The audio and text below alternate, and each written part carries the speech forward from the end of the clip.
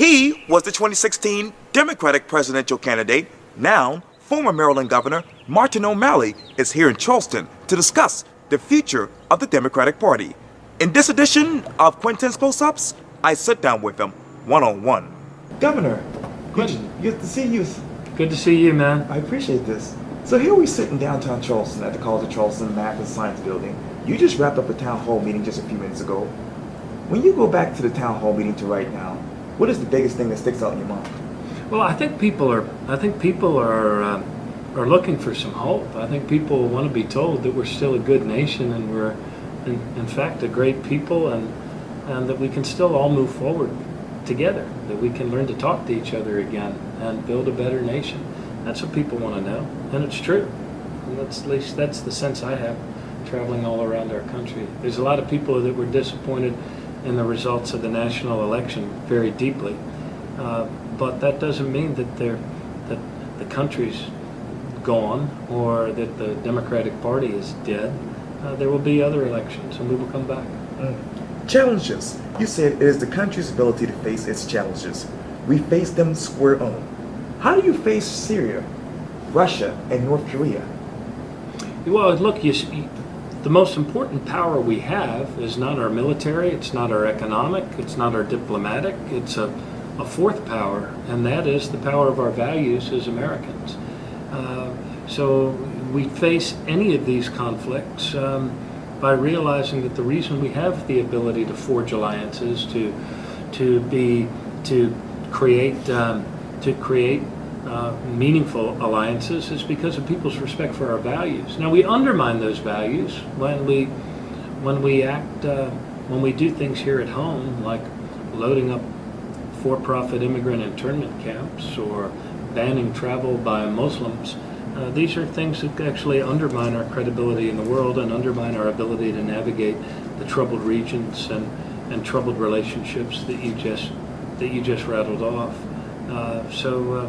Look, that's the way we've done it in the past as a nation. It's by acting in accordance with our values and not in violation of them. You talk about the results of the national election. You also said this at the town hall meeting, quote, "All things are temporary, and so will be the Trump presidency." What is your definition of the Trump presidency right now? I think he's had a pretty disastrous first 100 days. I believe that you're going to see a whole groundswell of activism and more people running for office in this next election than we've seen in a very long time. I'm continue to be. Look, I've been fairly disturbed at the prospect of a Trump presidency. I can't say that anything about how he's run things so far has really surprised me. He said he was going to do all of these things when he was running for president. He has said that he intends to fulfill all the promises he made as president or as a candidate for president.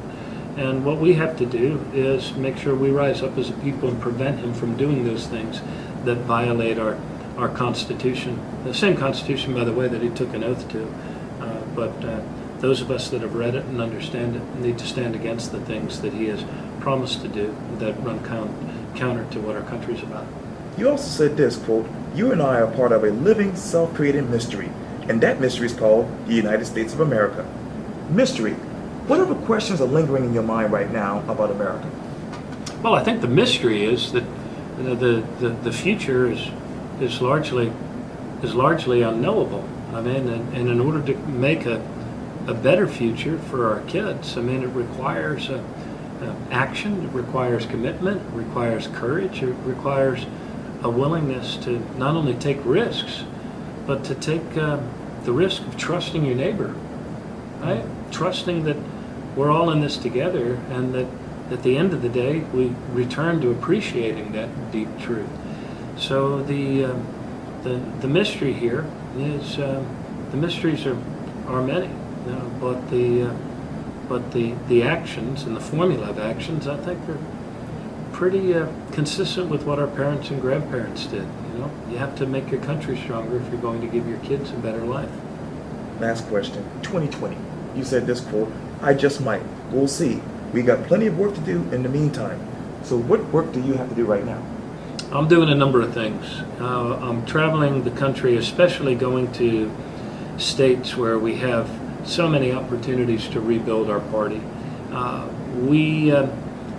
in South Carolina today, but I've been in Nebraska and Utah. We'll be going to Texas. We have to have a 50-state strategy. We have to make the party strong in all 50 states. And even if, we might not win as many races in one state as we do in another, but each state is essential to the United States and to having a national message.